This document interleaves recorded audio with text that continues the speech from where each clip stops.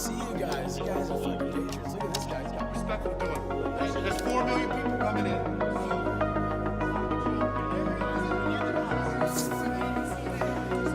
It's only a matter of time. Justice is coming. What is the cost of lies? It's not that we'll mistake them for the truth.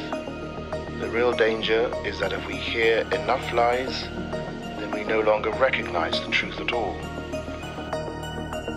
Why would I have anything to say to you? All you do is wrong. What else is left but to abandon even the hope of truth and content ourselves instead with stories? It's the role of good journalism to take on powerful abuses. And when powerful abuses are taken on, there is always a back reaction. Take an animal virus and you increase its transmissibility to humans, Right. You're saying that's not gain of function? That is correct. And Senator Paul, you do not know what you are talking about, quite frankly. And I want to say that officially. When you report fake news, which CNN does a lot, you are the enemy of the people. Go ahead.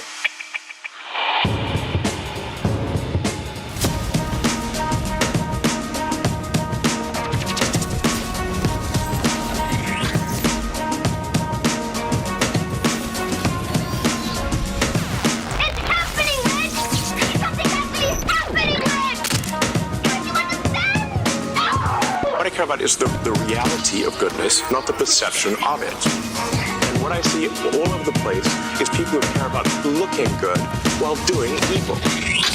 Fuck them. Okay?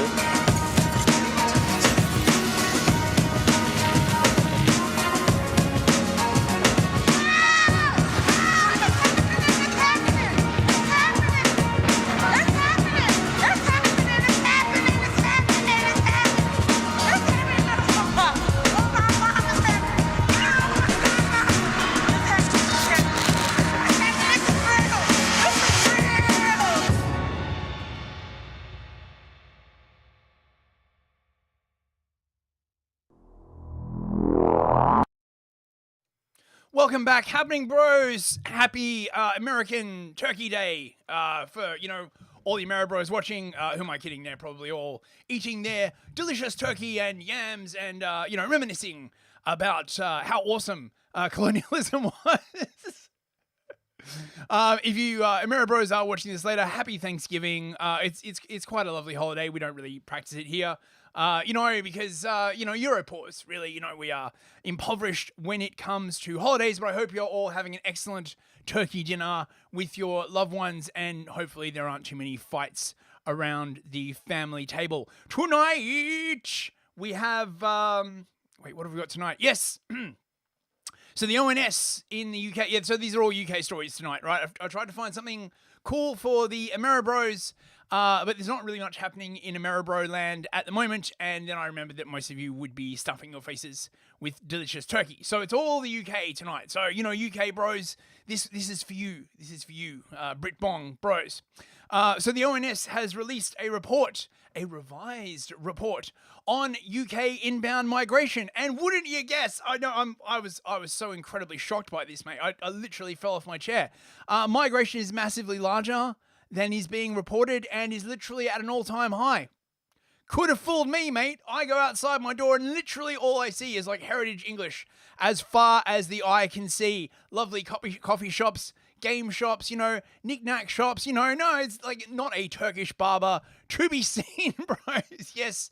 Now, clearly, there was a bit of an advance warning that this was going to happen because all of a sudden migration is back on the menu, boys. The politicians are actually talking about it.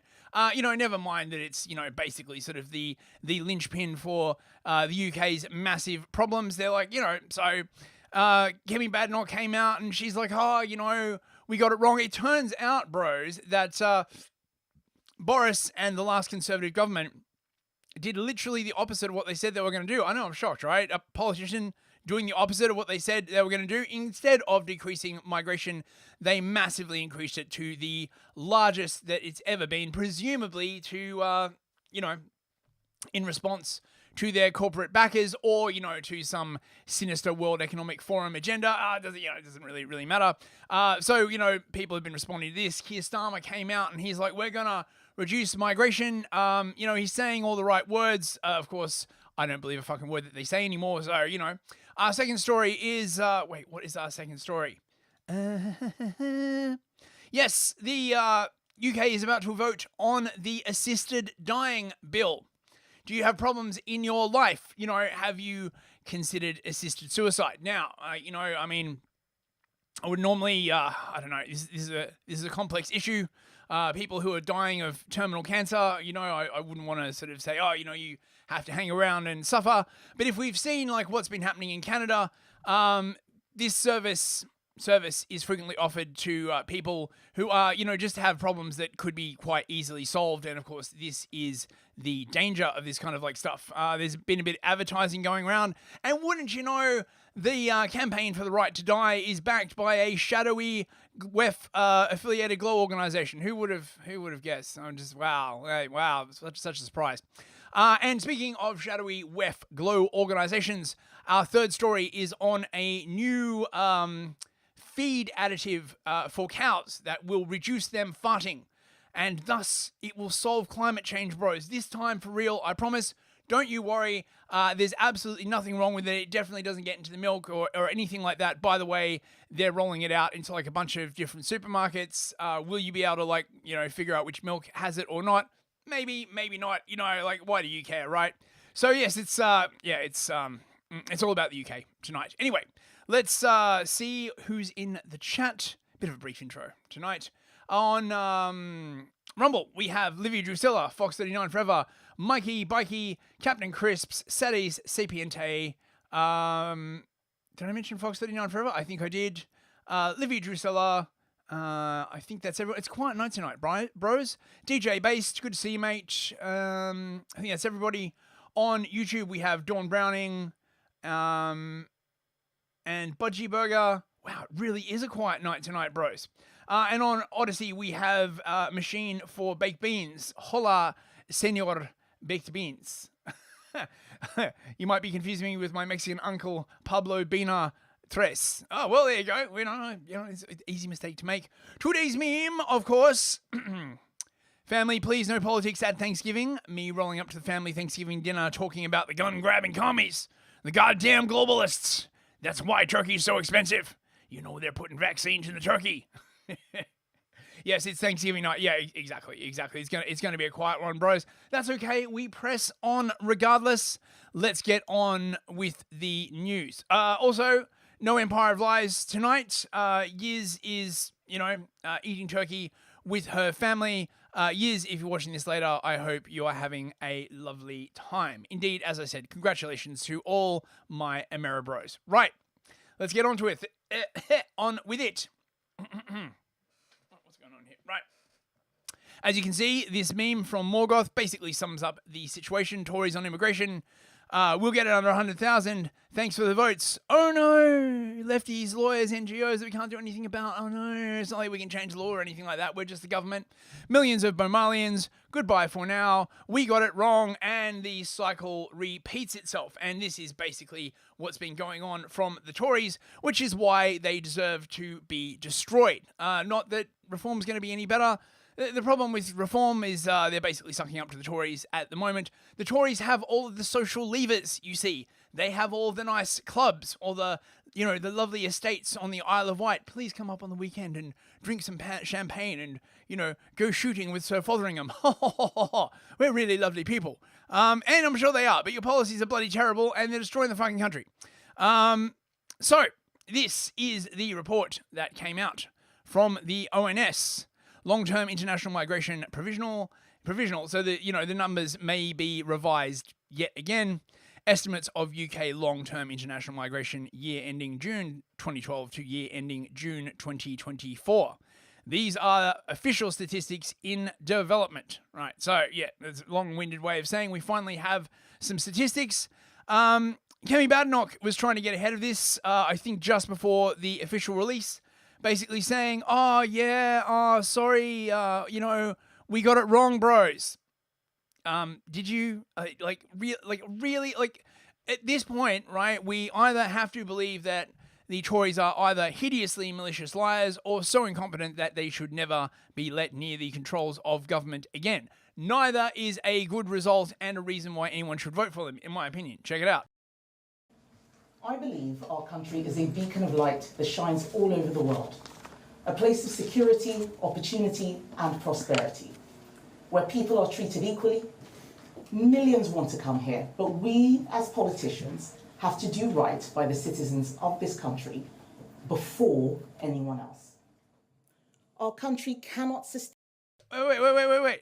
You have to do right by the citizens of this country before anyone... Oh, that sounds a bit racist. Oh, wait, she's a black woman. It's fine, bros. It's fine.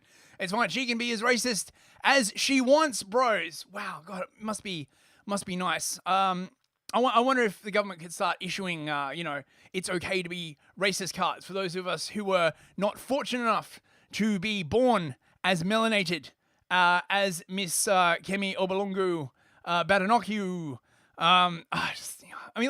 Literally, when they were voting her in for leader, this was literally what they were saying. They were like, we need to have like a black female leader so no one can call her racist. Have you ever considered just telling the people who call you racist to go fuck themselves? I'm just saying, right? Like, I know this is a radical idea, but maybe just be like, look, we don't care. Can you just, fuck off? But no, they're never going to do that. Anyway, right? I digress. ...sustain the numbers we have seen. We are reducing the quality of life for people already here because immigration is at a pace too fast to maintain public services, and at a rate where it is next to impossible to integrate those from radically different cultures. You knew all of this like 2 years ago. Like, we have literally just discovered, like, just this day, we woke up and discovered these you knew about them. Oh, God. Fuck, I hate politicians so much, mate. I am the living Fed post at this point. My God. Ugh. It is time to tell the truth. For decades, the entire political class in this country has presided over mass migration. Since 1994, every year has seen more people arrive in this country than leave. Numbers climbed and climbed. During the last Conservative administration, we promised to bring numbers down. We did not deliver that promise. We ended free movement, but the system that replaced it is not working. The system that replaced it was even worse. Instead of having free movement of people from Europe and having like everywhere being like stuff with Poles and Romanians, now everywhere's like stuff with like Nigerians and Somalians. Why didn't they just come out and say that? If you vote for Brexit, right, we're going to flood the country with Africans. You think nobody speaks English now? Just you wait, bros. Oh, God. Some of the increase in migration was for humanitarian reasons that few would disagree with, taking in refugees from Ukraine and British overseas nationals from Hong Kong. But that was not the whole story. We may have tried to control numbers, but overall, we did not deliver. Yes, why? But why did you not deliver, right? Like, I love this. They're like, it's the weather.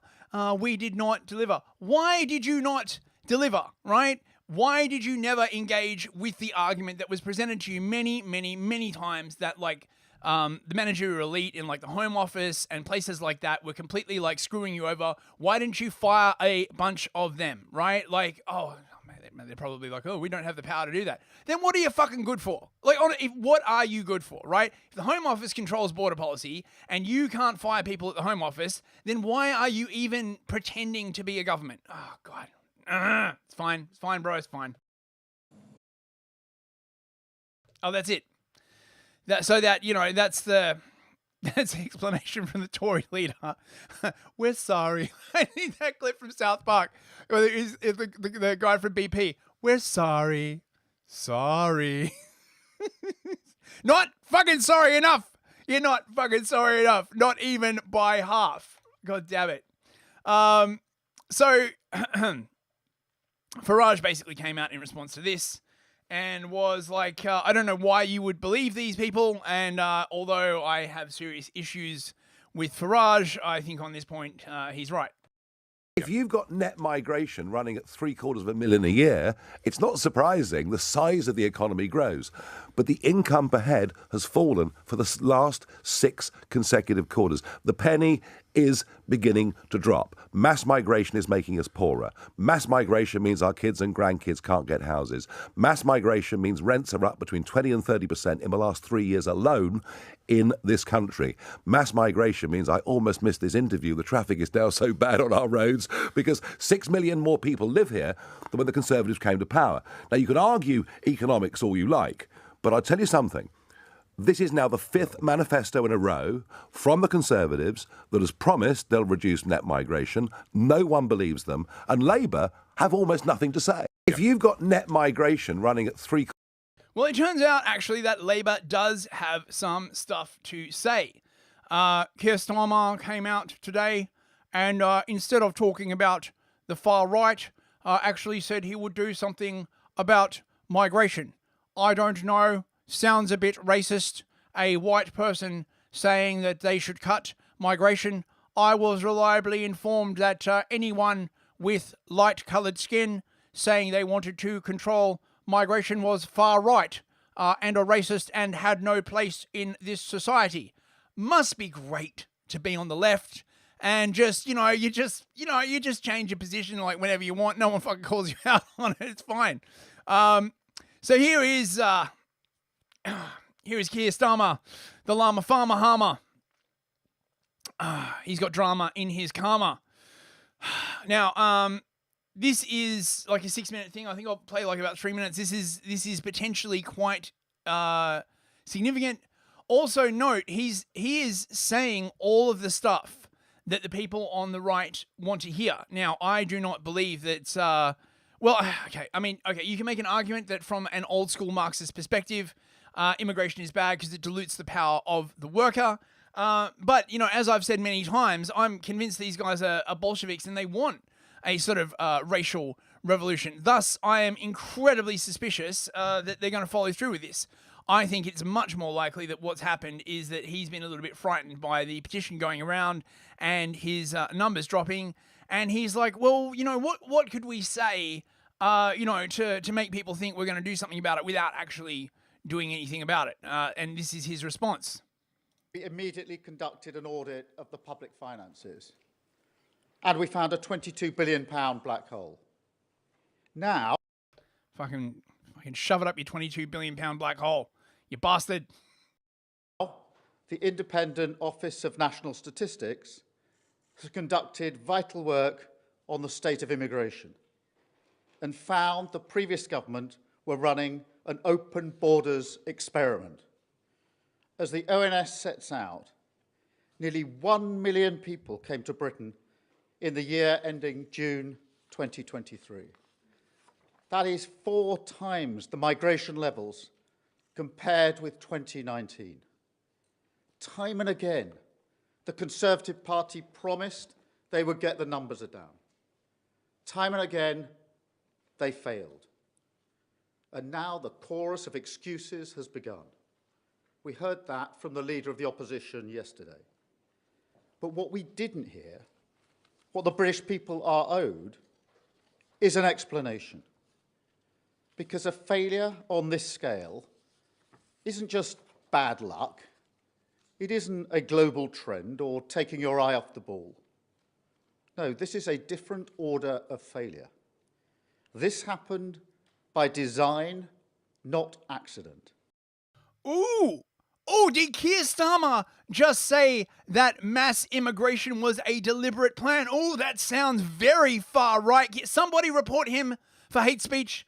Look up the Met hate crime reporting thing. Report him for hate speech. I was reliably informed that even mentioning anything that the Great Replacement was planned was absolutely a far-right conspiracy theory, bros. How the turntables turn. Yet another conspiracy theory that turned out to be true as soon as it was convenient to admit that it was true. I'm so fucking sick of this, bros. God damn it. Policies were reformed deliberately to liberalise immigration. Brexit was used for that purpose, to turn Britain into a one-nation experiment in open borders. Global Britain, Remember that slogan? That is what they meant. A policy with no support, and which they then pretended wasn't happening. And now they want to wave it away with a simple, we got it wrong.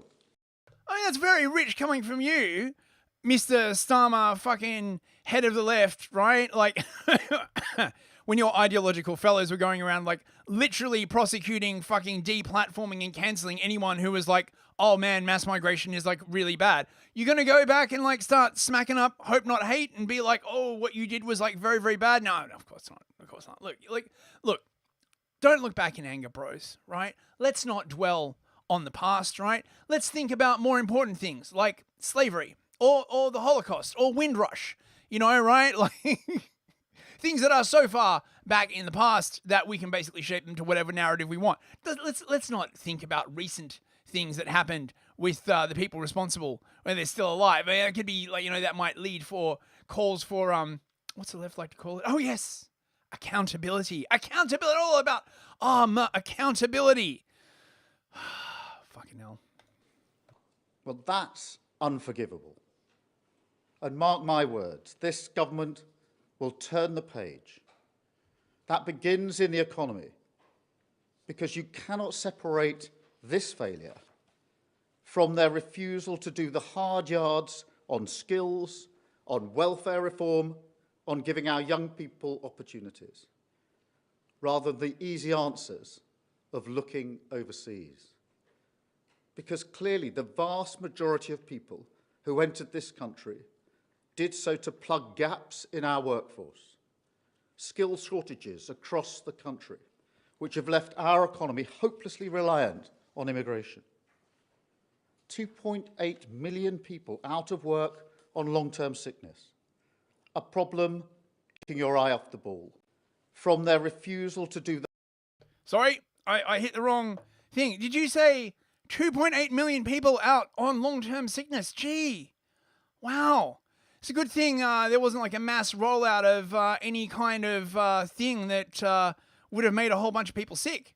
Isn't that crazy, bro? It must just be a coincidence. You know. God, did I mention how much I hate these people?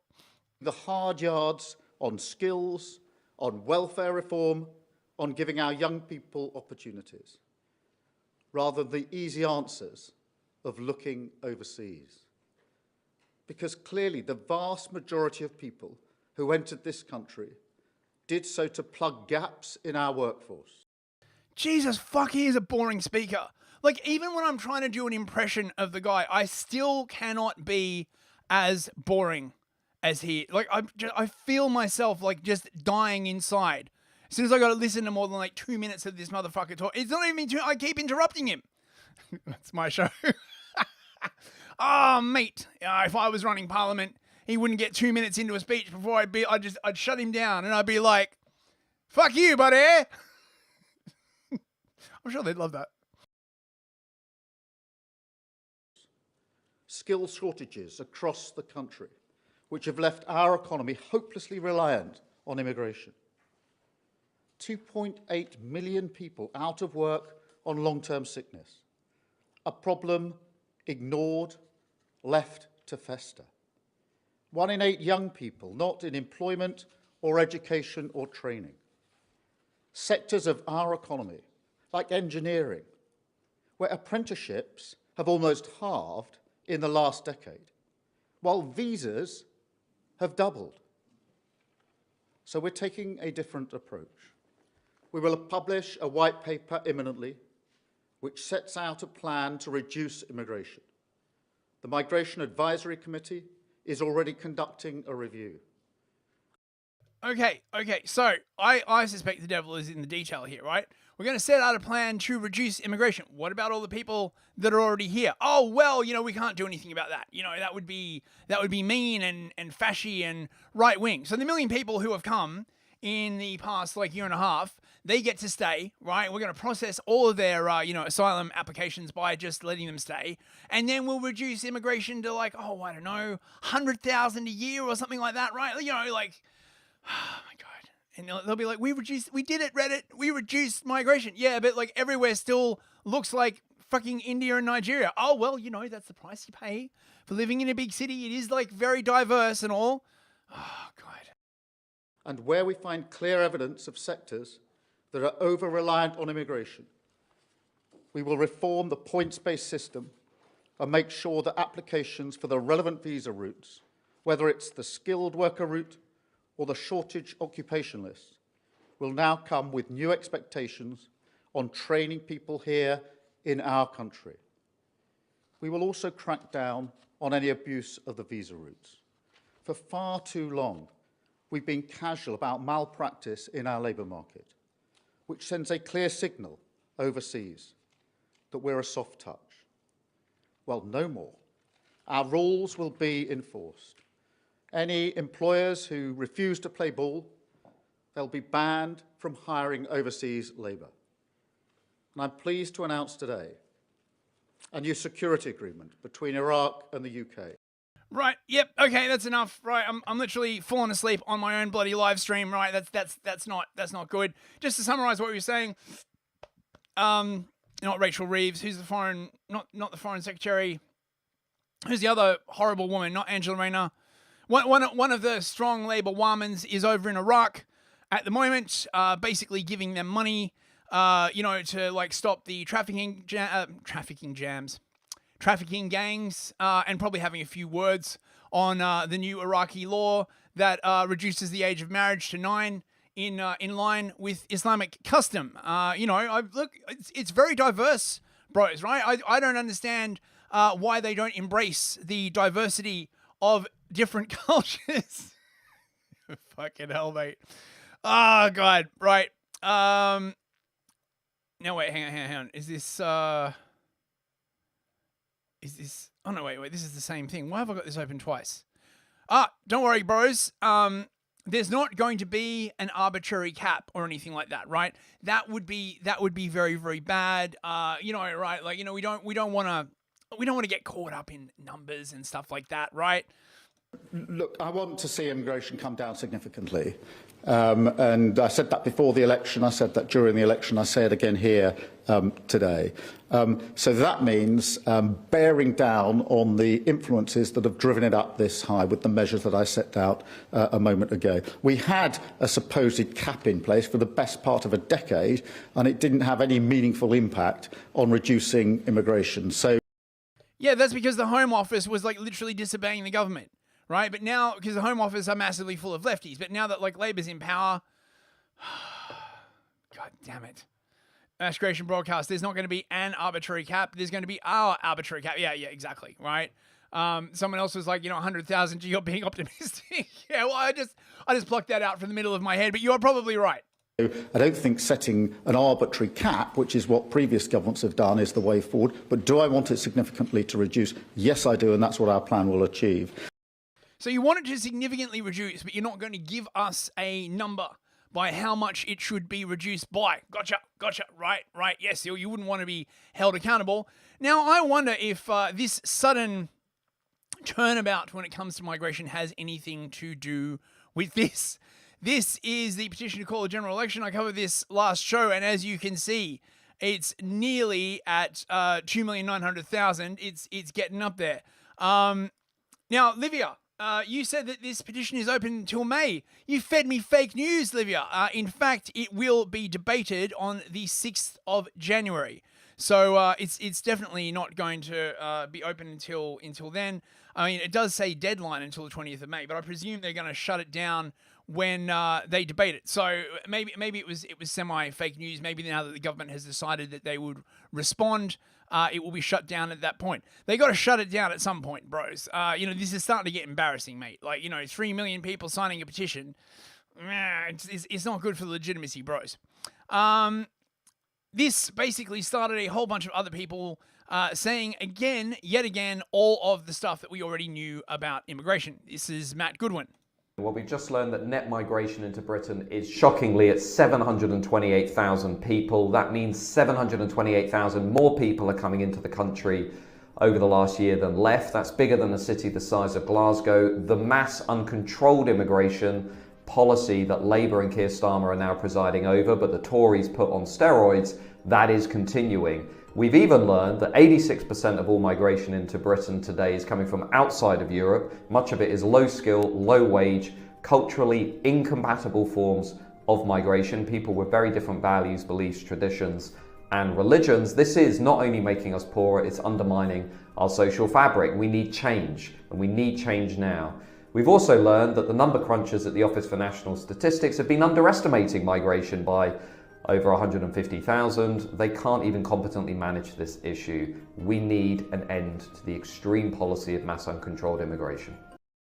Yeah, well, you know, it's funny you should say that, Mr. Matt Goodwin. You know who would have stopped international migration?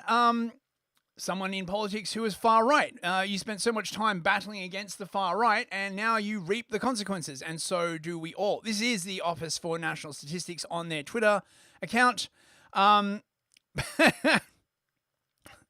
So there's been a 20% fall in migration, bros. 900,000 people came in for the year ending June 2023, but it's down, bros, to only 728,000 up until June of this year.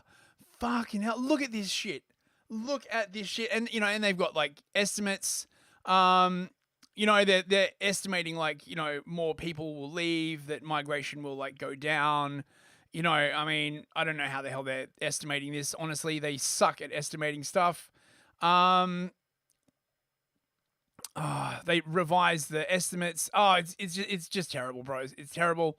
All the newspapers are basically like, you know, hit a record high of almost 1 million last year. And of course, the amount that they are spending on asylum is now $5 billion a year. $5 billion a year. So they could stop that and shove that $5 billion up their £22 billion black hole, and you know, they'd be well on the way to fixing it. But you know, no, of course they're not going to do that.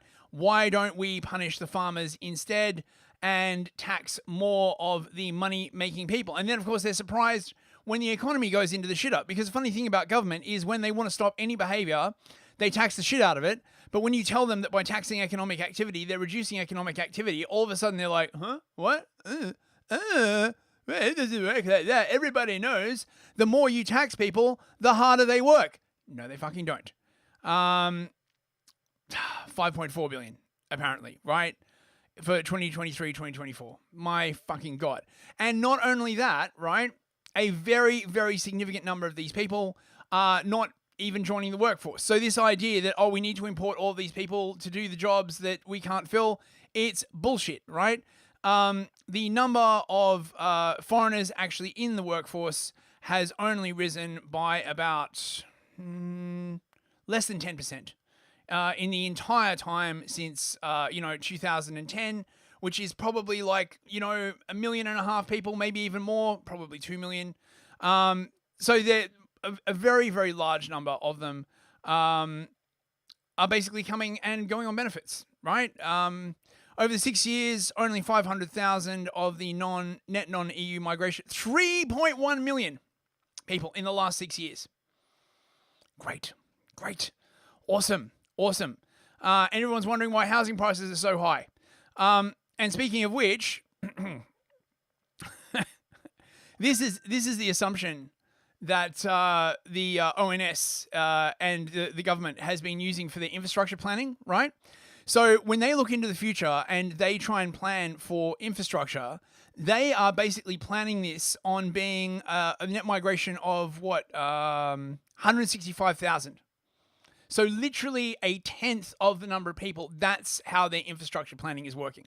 And then everyone's like, oh, good. Why isn't the NHS collapsing? Maybe because your infrastructure planning sucks ass. Anyway, enough of that. I'm fine, bros. I'm fine.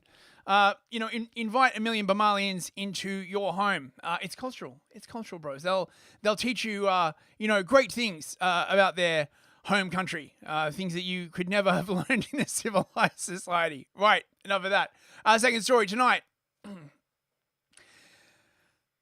Now, you would think that this is some TikTok ad, for like L'Oreal or something, right? Like some, 35-year-old childless woman being like, I'm so happy I don't have kids because I'm worth it. No, this is an ad for assisted dying.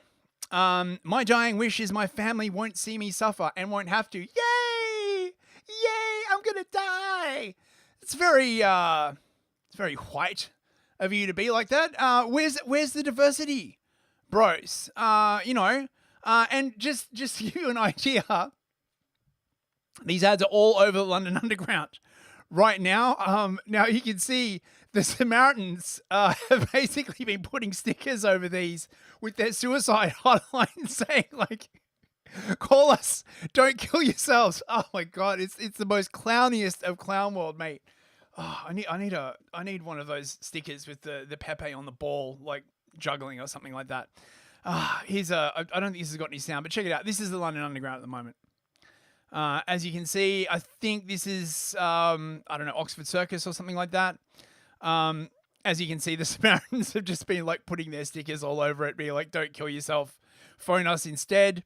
These are the actual ads themselves. Not a lot of diversity, bros. That dude in the middle does look sort of vaguely half Indian. But where's the black representation, bros? Where is the black representation? That's what I want to know.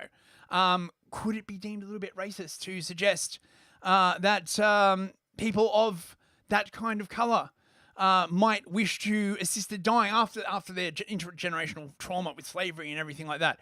It's truly weird. It's like literally the only ad campaign I've like seen recently that doesn't have like a black in it. There's no trannies in it either, of course. My dying wish is to know I have a choice. My dad didn't. Great. My dying wish is to play out with the ones I love. Oh my God. I hate this so much, bros. Now, of course, the main concern is that, Canada, right? Canada's already been doing this for years, and the stories and abuses of what's been going on in Canada are well known. Stories of people just showing up with depression and being like, have you considered assisted suicide? People wanting disabled people wanting, the government to pay for like alterations to their houses so they can get up and down the stairs, and the government being like, we don't have money for that, but have you considered assisted suicide?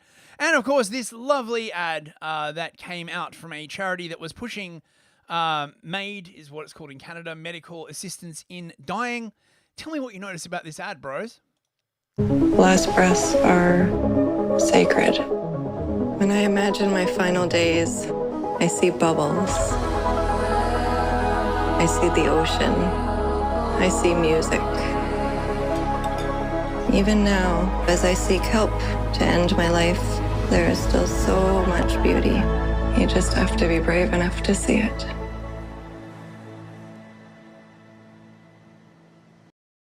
Not very diverse either, bro. I mean, call me a conspiracy theorist, but where's the diversity, right? Like, where are they all? So Sadiq Khan is Sadiq Khan doesn't give a fuck what anyone else thinks, obviously. So he's like, water off a duck's back. By the way, you can't advertise fast food on the London Underground because it's bad for people, but you can totally advertise assisted dying. Can't advertise smoking, can't advertise like any of this. Want to commit suicide? Please advertise all you like.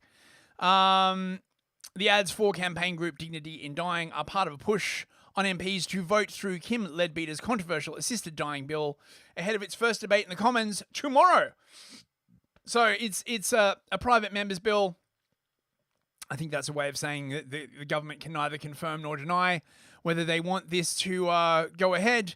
It's going to be a free vote. There's been a lot of controversy over who's going to vote for it and who isn't. This is just bloody terrible. So what is the assisted dying bill, bros, and how would it work? Well, this is what they're basically going to tell everyone how it's going to work. How it's actually going to work on the ground, of course, is going to be different. Right. Britain's proposed law. It's an option already available to more than 200 million people across the world, including those in Canada, Switzerland, Belgium, Luxembourg, and the Netherlands, as well as 10 American jurisdictions and Victoria in Australia. Well, there you go. We should absolutely do it. Shit, if the Belgians are doing it, right? We should absolutely do it as well. Labor MP Kim Leadbeater, who has introduced the Terminally Ill Adults End of Life Bill, insists that in Britain, assisted death would include the strictest safeguards anywhere in the world. They always say this. They always say this, right? What's the difference between assisted dying and euthanasia? Well, you press the button yourself. That's the difference. Plus la change. Oh, God. So how would you go about doing it? You go and, talk to your GP, who then guides you through the pathway. Somewhat controversially, the bill will allow doctors proactively to suggest assisted dying to their patients. Proper pictures. Good to see you, mate.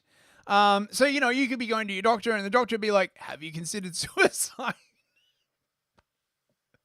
Fucking hell, man. Just be like, the doctor be like, look, honestly, you're a bit annoying, right? Like, and seeing you sort of like, having to deal with is a bit annoying, right? Like, have you just considered like killing yourself?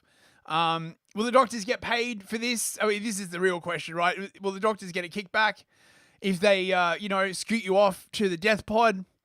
The legislation states that while doctors are not obliged to raise it, oh, well, that's good, they can use their professional judgment to decide if and when to discuss the issue with the patient. They must, however, also detail the patient's diagnosis, prognosis, treatment options, and the possibilities for palliative and hospice care. Who will be eligible? You must be white. Sorry, you can't say that. It's a bit racist. You must be resident of England and Wales and must be registered with a GP for at least 12 months. This is to stop suicide tourism. That'd be a great name for a punk band. We are suicide tourism. 1, 2, 3, 4. They must be terminally ill and expected to die within 6 months, yet also have the mental capacity to make the choice. According to the bill, it must be deemed to be a clear, settled, and informed wish, free from coercion and pressure. So, they must be terminally ill and expected to die within 6 months. I mean, that would cut down on the sort of number of normal people. When they say expected to die, does that mean by suicide or only from terminal illness? How does this work, right? Those deciding to end their lives will need to be... hang on. Go through a rigorous 3-week process.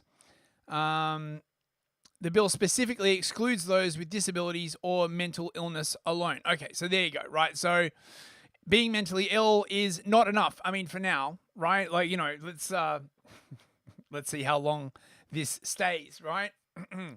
Candidate must make 2 separate declarations of their wish to die, which must be signed in front of a witness. Afterwards, their coordinating doctor plus another independent doctor. That doctor is not independent, by the way. Your first doctor gets to pick the second doctor. Will assess you. They'll consult with specialists. Then a judge will hear from one of the doctors before ruling on it. Then another 14 days, and then you can go and do it. So how they actually... What's the actual method? Doesn't say. People who take these medications, they do not elucidate what medications these are. Interesting. You think they'd mention that? So there have been some people who are pushing back on this. This guy, Dan Hitchens, is really, really good. He believes that the Leadbeater bill will endanger people, terminally ill people who feel a burden. A doctor or judge must approve such a request. It is not coercion or pressure, or fear poverty or hardship, who can't get treatment or support, or could be under pressure, but a judge thinks the probability is 49% or lower. The civil law test is a balance of probability. So, victims of malpractice, the wrongly diagnosed, people with disabilities, people with eating disorders, and the depressed and the confused, right? Now, again, they're like, oh, a mental health diagnosis is not enough, right? But, what if the doctor decides that they diagnose you with some other bloody thing on top of your mental illness, right? Now, hang on a second.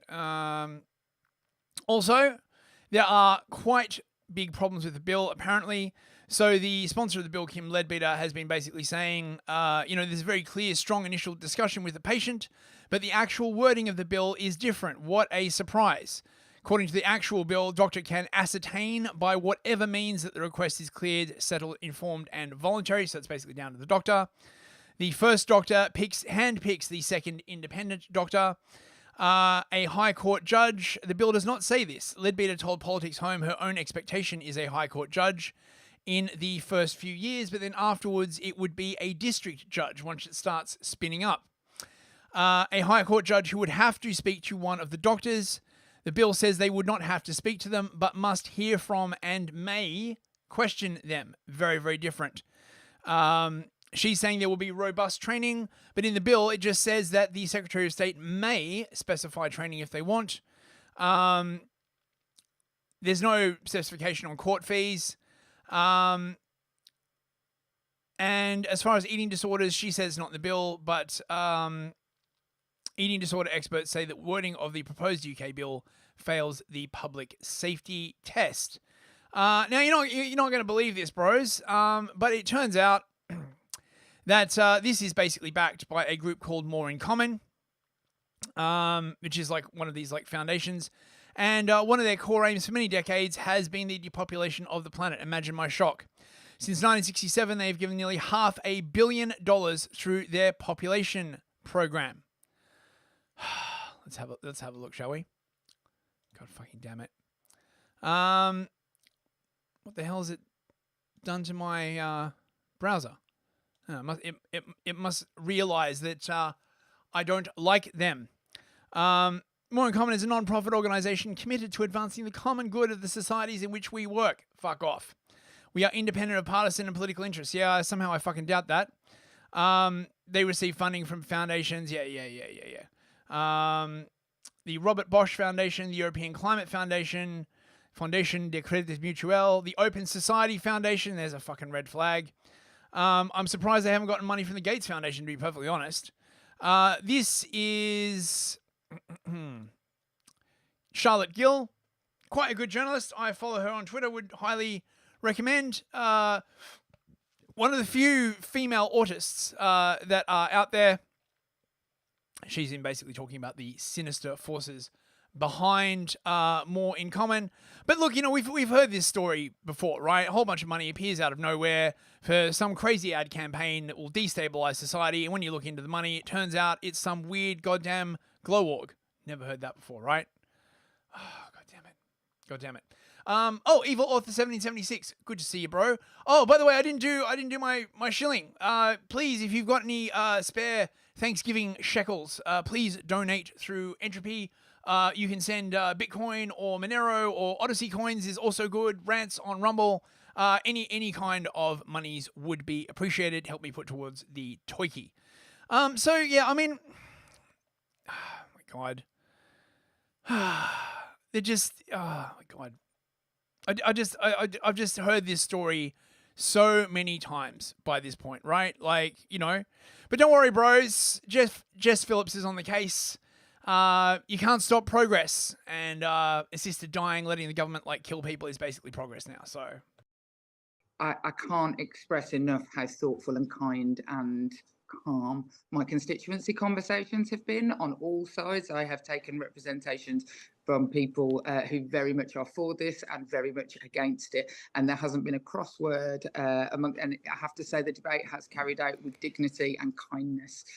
So yes, of course, I'm speaking to my constituents. I'm speaking to doctors, nurses in my constituency. I'm speaking to families affected. My own family is currently affected by these sorts of decisions, and so you take all of that in the round. Look, I fundamentally believe in a right to choose. I don't think that is going to be a surprise to anybody knowing my track record, but I don't take it lightly what bills particularly say, and I listen to what people are telling me and take a large range of views. If this goes through, Jess, 3/4 of us in a poll yesterday by the Sunday Times said they didn't think the NHS is actually in a fit enough state to provide assisted dying. Are you confident it is?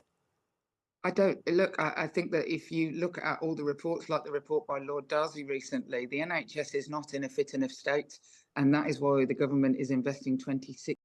Wait. So the NHS is not in a fit enough state to actually administer this program, but you're going to go through with it anyway, right? You're not going to fix the NHS first and then do all this stuff. Oh my God. £6 billion in bringing it back up to where it should be. And you'd vote for assisted dying in spite of that? But you cannot stop progress. happening, whether that's on abortion law, on cancer care. You cannot, like... You cannot stop progress, mate. We're all on the progressive train to hell. You just can't stop it. Look, we wish there was something we could do, but we just can't, right? We need more abortions. We need assisted suicide, right? We need all of these things, bro. We just need them. New innovations will come in all sorts of ways about a variety of clinical practices. And because the NHS has been woefully neglected for the last decade, we shouldn't be trying to progress as a country. I don't recognise that argument, if I'm honest. So in Jess Phillips' view, this is progress, of course. Dawn Browning on YouTube is like, what do the Islamic people think about this, Jess? That's a very... I will have to ask my scholarly friend who knows all about Islam about this. I have a suspicion they're not going to be too keen on this, bros. But they'll probably be exempt. As I said, this is primarily for the whites, I think. Anyway. So that's all. Now you know.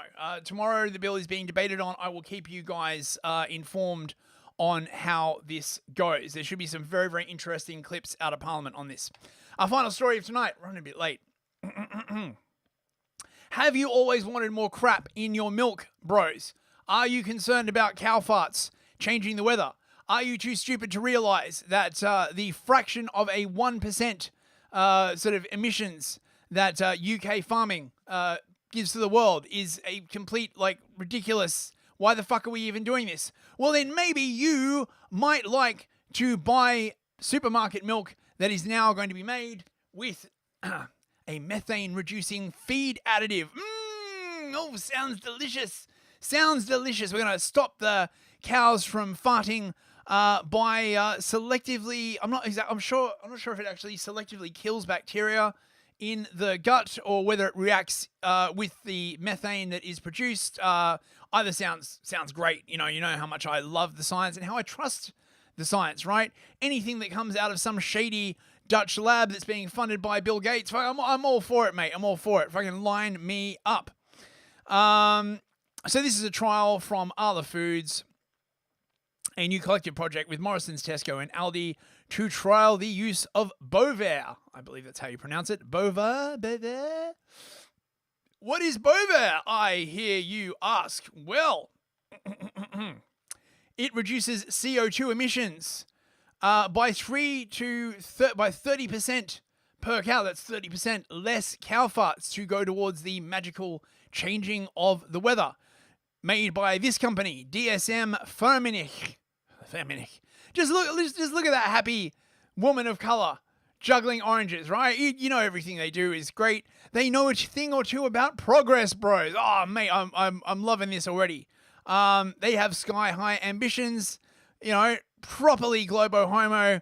There's barely any white people in their ads. Oh, here's a couple of old white people there. Some cows. It looks great. It looks absolutely great. 12 billion turnover. Let's see. What else have we got? This is Bovear, the proven solution for methane reduction. Bovear contributes to a significant and immediate reduction of the environmental footprint of beef and dairy products. Just a quarter teaspoon per cow per day reduces methane emissions from dairy cattle by 30% and up to 45% for beef cattle on average. Oh, great. Awesome. It's a proven solution, bros. Let me see how it works. In a cow's rumen, microbes help break down food. This releases hydrogen and carbon dioxide. An enzyme combines these gases to form methane. Bovear is a feed supplement that suppresses this enzyme, so less methane gets generated. Oh, I'm sure it'll be great, man. I'm sure there will be absolutely no side effects at all. As it acts, Bovear is safely broken down into compounds already naturally present in the rumen. I believe them, bros. This is the chemical in question, 3-nitrooxypropanol. Now, I don't want to be all like, oh my god, right? Like, it's a chemical, therefore it's scary, right? I'm just saying, like, after the last 4 years, right? I'm just a little bit skeptical of all this progress, right? I'm just saying, when they come out with this kind of like fucking globo homo advertising, right? And they're like, we're gonna change the world for the better. I'll just be like, are you though? Like, really? There's going to be no side effects. You sure about that, right? You sure? God damn it. So yeah, it's a feed additive. They put it in the food. Don't worry, bros. It may cause it is flammable, harmful if swallowed, causes skin irritation, serious eye damage, serious eye irritation, respiratory irritation, and damages fertility or the unborn child. Just the kind of thing you want in cows, really, if you're trying to like get rid of them. I'm sure it's fine though, bros. I'm sure it's fine. This is the paper that they basically use to justify all of this. An inhibitor persistently decreased enteric methane emission from dairy cows with no negative effect on milk production. So basically, they just tested milk volume, lactose, and protein. They didn't do any sort of like further testing. Of course, well, why would you, right? Like, you know, I'm sure it's going to be fine. I'm sure the milk is going to be completely fine. It won't leak into the milk. There won't be like any, you know, I mean, look, it's almost certainly fine, bros. Okay. Greenhouse gas emissions. Yeah, yada yada yada yada yada. Don't fucking care. Don't care. Yes, the results. God. I'm so sick of this. Now, you may be surprised to learn that the Bill and Melinda Gates Foundation have given money to DSM Firmenich AG, although this was to create a mosquito-resistant perfume. It doesn't say anything that they are funding this Bovear stuff. This is the thing. This is from Bill Gates' own website. Could perfume be our secret weapon in the war on mosquitoes, bros? I don't know how this turned out, honestly. Like, you know. Now, if you are wishing to avoid this horror when it comes to a supermarket near you, so Arla provides milk to Starbucks, Lurpak butter, Castello cheese. That's a shame. I quite like Blue Castello. Cravendale, lacto-free, Anchor butter, a bunch of stuff. Danish Blue. So fucking sick of this. So sick of this, bros. Yeah, these are all the brands. But they do at the moment anyway have the Arla logo on them. So just avoid that, and you'll probably be okay. Apparently, Lidl isn't using it. I don't know about Waitrose and other supermarkets. So so there you go, bros. All right, that's the end. Oh my god, that was a fucking depressing episode, bros. Seti Sepiente, no more Anchor butter. Yeah. Wah. God damn it. Anyway, enough of that, bros. It's time for some cringe. Let's have a look at the cringe. Here's a nice doge for you. Cheer you up, bros. I might lose subscriber. That's okay. Yeah, Lomax Shergar for life. Yeah, quite. Where can you actually get that stuff? Lomax. Right, so Kamala Harris has finally emerged from her goon cave after crying and seething and molding to deliver a farewell message to all of her supporters. Honestly, this is one of the craziest fucking things I've seen in ages. It makes me wonder how many takes they had to do. She looks like she's aged a decade. Mate, politics is not for the faint of heart, I guess. Check it out. I just have to remind you, don't you ever let anybody take your power from you. You have the same power that you did before November 5th. And you have the same purpose that you did. And you have... Yeah, but you don't have the same power, do you? Because before the election, right, you were established in government, right? Now you're not going to have any of that power. She probably means the power within, right? Like deep in your colon, right? Like the power within, bros. It doesn't matter, right? That you won't have any actual on the ground power. The same ability to engage and inspire. So don't ever let anybody or any circumstance take your power from you. I just have to remind you, don't you ever let anybody take your power from you. You have the same power. Oh, it flipped around. Sorry about that. Seti Sapiente, this is a drunk auntie at Thanksgiving telling you how all men are bad. Don't you ever give up your feminine power. Don't you let that man tell you what to do. You are powerful. You're so powerful. Fucking hell. There has been, it looks like the reality is starting to set in, though, bros. Now that their dear leader has properly conceded, the rest of them are just, I mean, what are the 7 stages? It's like denial, anger, grief, bargaining, something. They're getting, I think, towards bargaining. Hey guys, so it's Tuesday at 12:30 and I just got off the call with Tim Walz and Kamala Harris. And sorry, probably should have waited a few minutes.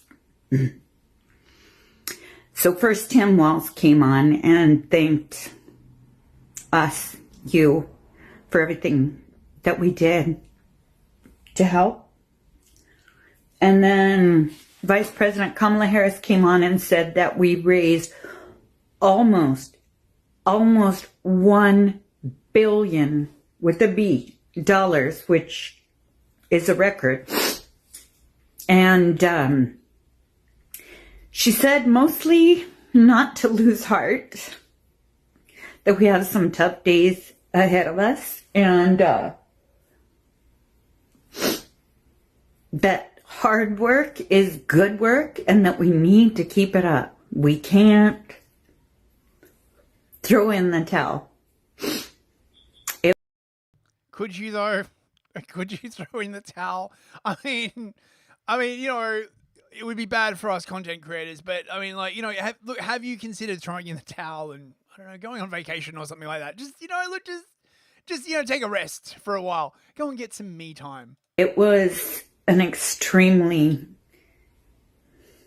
uplifting phone call, and they just went on and on and on about how thankful they are for us, for our help, for the fight, and to not give up and keep fighting for our country. Who is she? Charlie Reedy, no,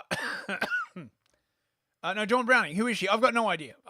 Some random Democrat. Speaking of random Democrats, this is Kamala Harris's stepdaughter. The very different definition of ugly. Meeting her clone at like a fashion show. Look at this craziness. Such a big fan of you. Same, girl, same. I can't even believe you know who I am, and Are you kidding me? I can't believe you know who I am. You are like a breath of fresh air. Every kid I know is just like, knows your name, is singing your praises. The way that you play with fashion and just are unabashedly yourself is the most exciting thing I've ever seen.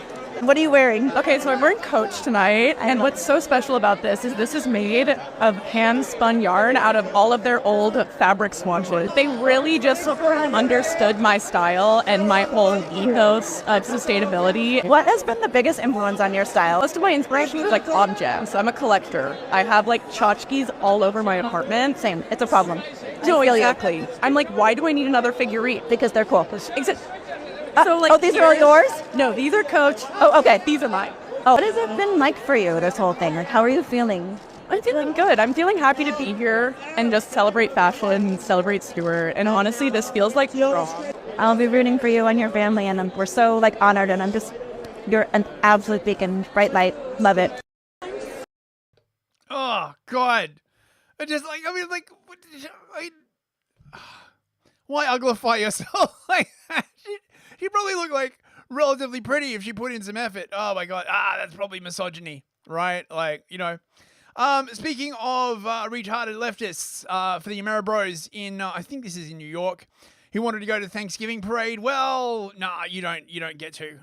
The Palestine protesters are going to block the parade, and, they're having a bad time. Everybody else has to as well, of course.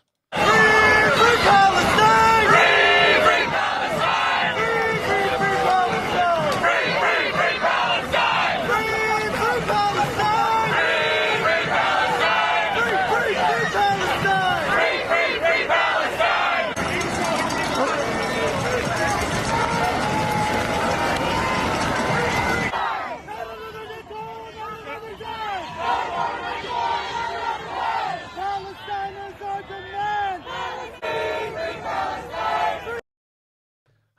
Gay. Why is Ronald McDonald involved in this? He's probably going to come to life and like cluster bomb them or something like that.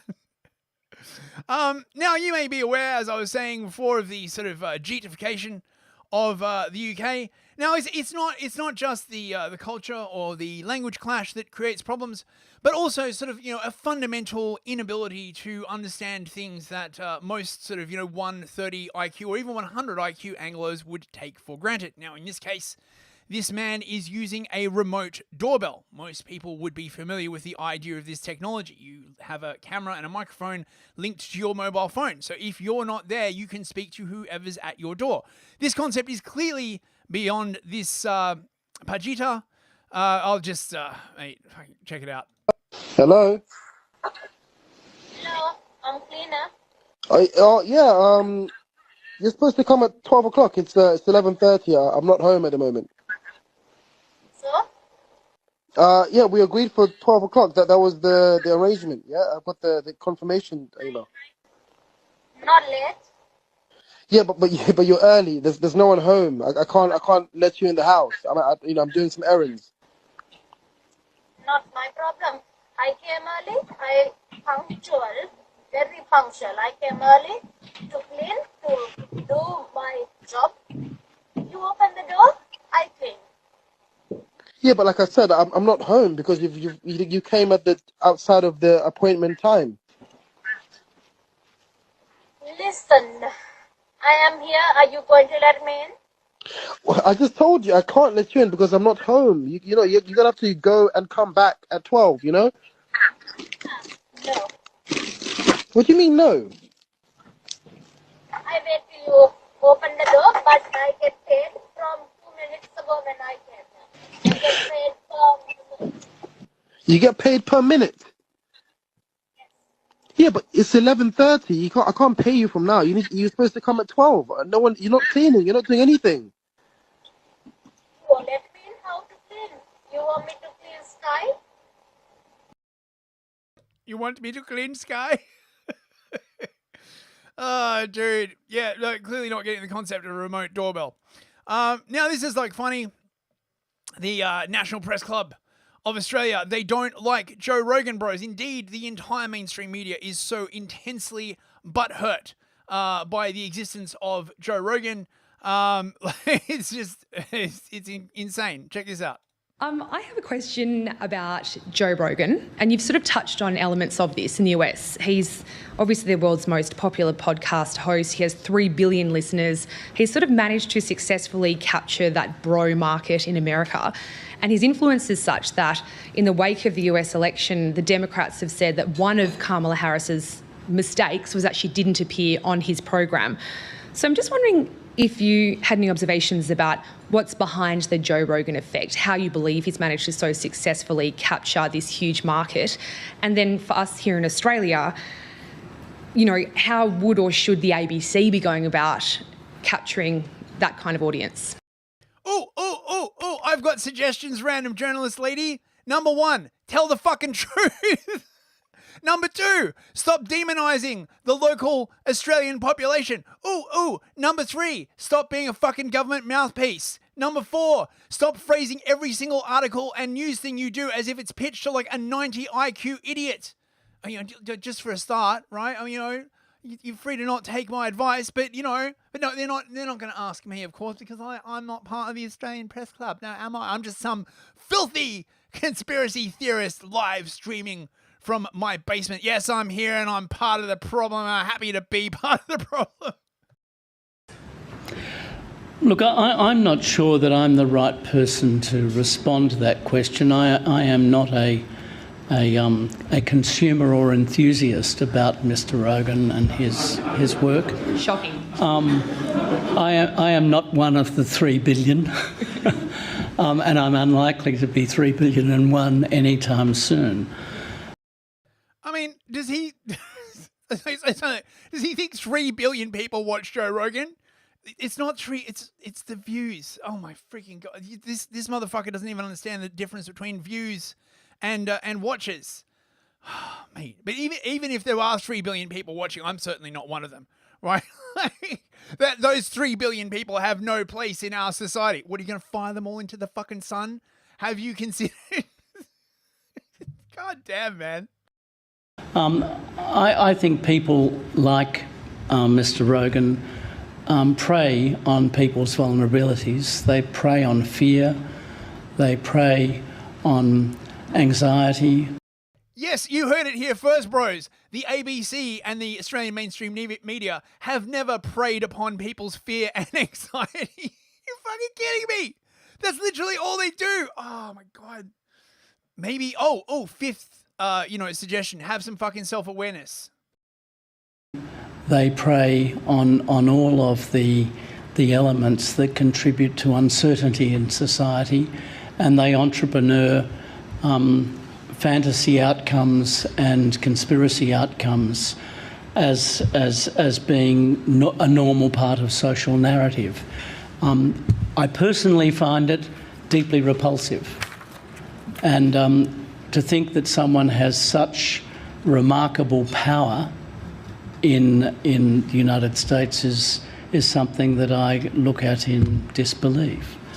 I'm also absolutely in dismay that this can be a source of public entertainment when it's really treating the public as plunder for purposes that are really quite malevolent. When the mainstream media, supports the government for horrible purposes, right? That's not malevolent. Oh my God. The brass neck on this motherfucker after the Australian media literally supported lockdowns and vaccines and all of that horrible happy horseshit. Oh my God, bros. I need an even more clown emoji for this. Right. On to weird and funny videos now. This is from Austria. I think this is like a Krampus parade. I'm all here for this. I think this is pretty awesome.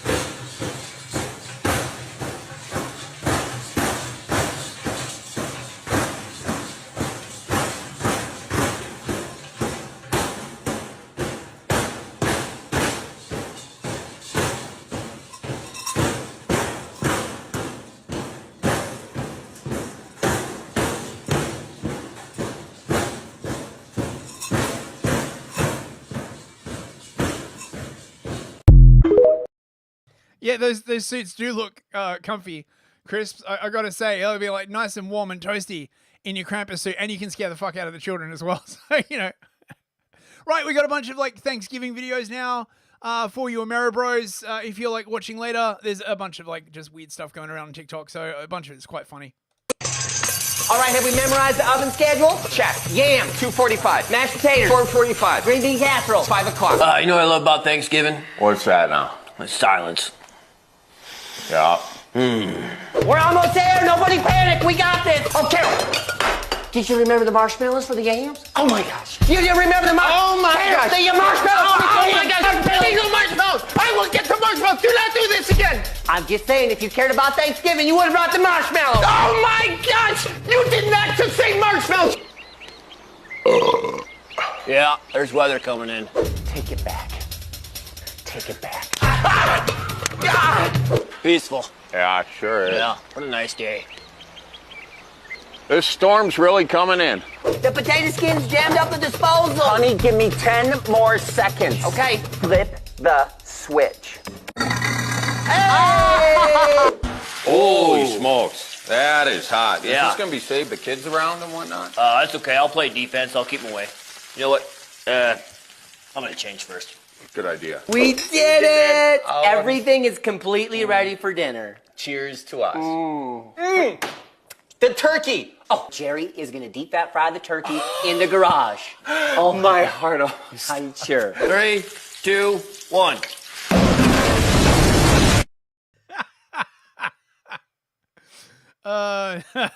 Nice. This is pretty good. Can relate.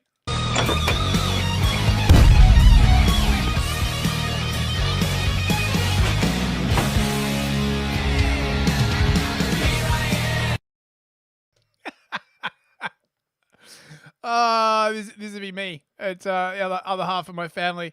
Right. Sadie sent me this. Check it out. Hello. Oh. Oh, hey, I'm Bella. Ma'am, I think you have the wrong household. Oh, no. I'm Jeremy's girlfriend. No shit. Well, get on in here. I hope you can keep my son out of trouble. He's alive. Mr. K. Please call me Steve. Hey. Oh, we don't order no Postmates. No, I'm Veronica's boyfriend. You vegan? No. Huh. I'm vegetarian. What the hell? Tap out then. Tap out. Great to meet you. I've heard a lot about you.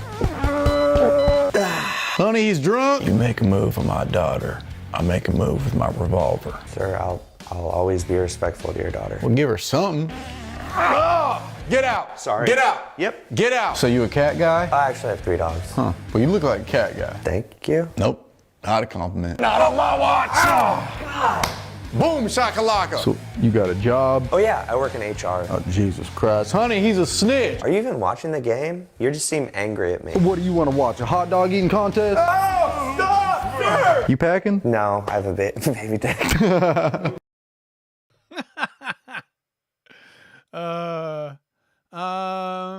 Oh yeah, this is really stupid. Check this out. Yo, what's up? I'm Slicer. This is my boy Splitter. I hope you don't mind he's riding with us today. Yo, are you gonna be this boring the whole time, dude? It's gonna ruin the podcast.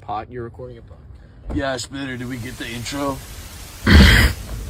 You didn't properly introduce the show. I don't want to be on a podcast right now. Oh, well, actually, this says I can record my podcast. What? I got a reading test for you, actually. Go letter by letter for me, bro. I don't consent to We filming. can't stop Like, recording, bro. There's a camera there, and there. We're live on Twitch, bro. This is one Oh, they just doxed you. Oh, they got your address. They're gonna SWAT you, dude. No. You can't go back home, bro. They're gonna SWAT you. They're gonna kill your dog. Chad, I'm sorry, Chad. I'll just turn the car off. The car is not. Galaxy. The car needs to drive. Drive the car. Oh, dude, public freak out. Make sure you're getting this, Splitter. Okay, it's all about clips now, dude.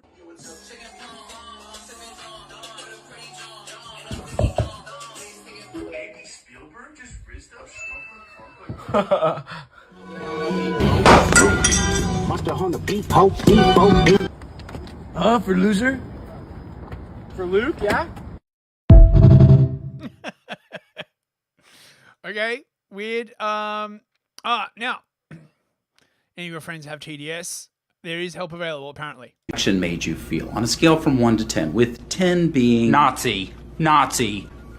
Action made you feel on a scale from 1 to 10, with 10 being Nazi. My name is Dr. Nick Peterson, and I specialize in those suffering from TDS, Trump Derangement Syndrome. Hello, I'm Dr. Peterson. How are you? Well, Donald Trump is a felon. Nope. I asked how you were doing. The majority of Americans can mentally handle election results on both sides of the aisle. However, there's this small, albeit growing, group of, I don't want to say Americans, but people that are just disconnected from reality. Fascist. And honestly, it makes diagnosing these people a whole lot easier. I just check their social media. Gone are the days when you just search your symptoms on WebMD at home by yourself. Now they record their symptoms and post them for the world to see. The haircut is also a dead giveaway. So, what brings you in today? Oh, I don't know. Maybe it's the orange democracy-destroying, Putin-loving dictator. All right, so mental illness. They are completely blind to the fact that their absurd actions and ideologies were a big factor in their party's loss. Let me ask you this. Do you even know what democracy is? Follow-up question. Do you know how Kamala Harris became the nominee? I know you're a deplorable Nazi fascist bigot. Okay, neat. Turns out that calling half the country Nazis for 4 years was not a winning strategy. And yet somehow, not even Cardi B could save him. Do you realize what I'm going through? Yep, delusions. I am losing my right to vote? What? Where are you getting your information? Whoopi Goldberg? Well, what's the remedy, you might be wondering? Well, if you ask me, it's a history lesson in Jesus, but the pharmacy doesn't offer those. I prescribe them a brain, and I send them to trybrain.com for more information. Well, I'll show you.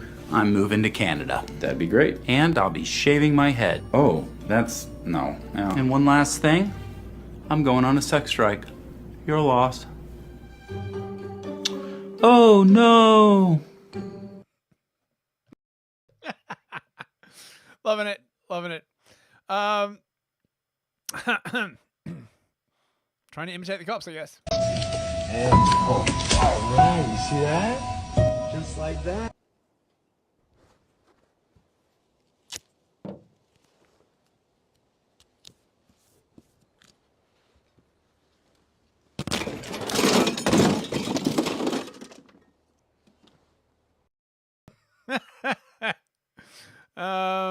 Right, cute animals to finish off. Enjoy.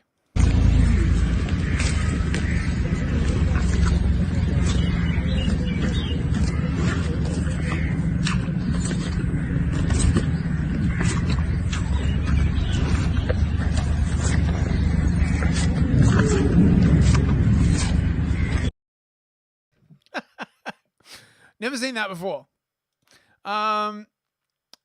Dirty doggo. Dumpling, what are you doing? What the fuck are you doing? Dumpling.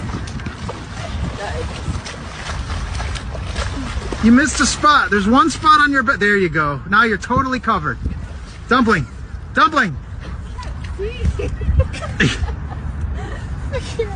I'm sorry, but Dumpling.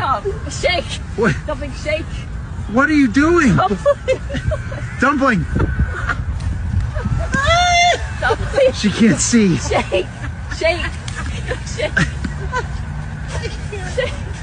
Dumpling. Oh my God. I'm done. I'm done. I'm done. No more. Let's go.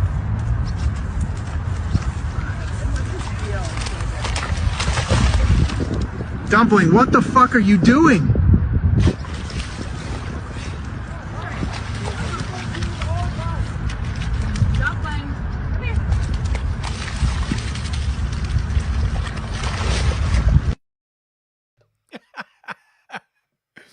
Oh, so cute. Oh, mate, I don't envy their car's upholstery. Cat enjoy your bath? It's time to get out. Come on. It's time to get out. No. Yeah. Come on. Jesus. No. Prudence. Let's go. No. Hey, come on. No. Come. Prue, get out of the bathtub. Prue. Come on. No. Yes. No. No. Come on.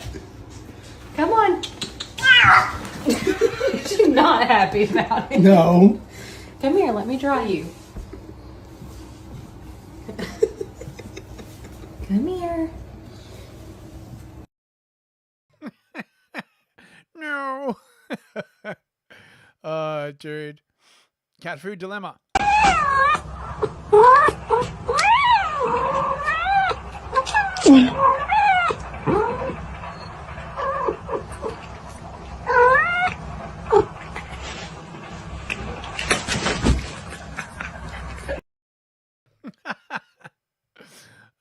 What else we got? Dreaming doggo.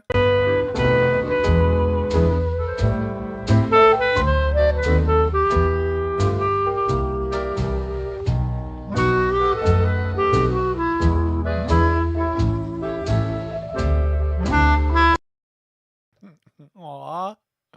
I got some just very cute stuff to finish off with.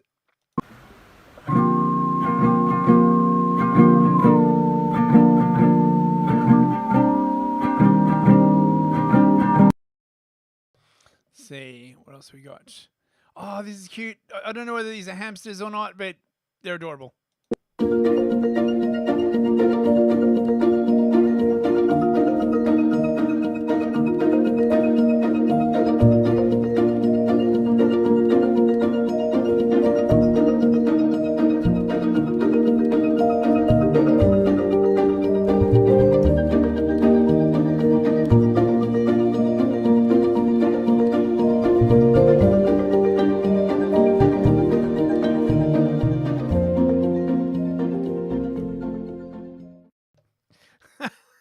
Give me some. Give me some.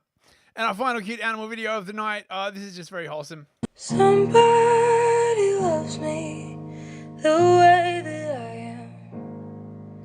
The curves of my body and both calloused hands.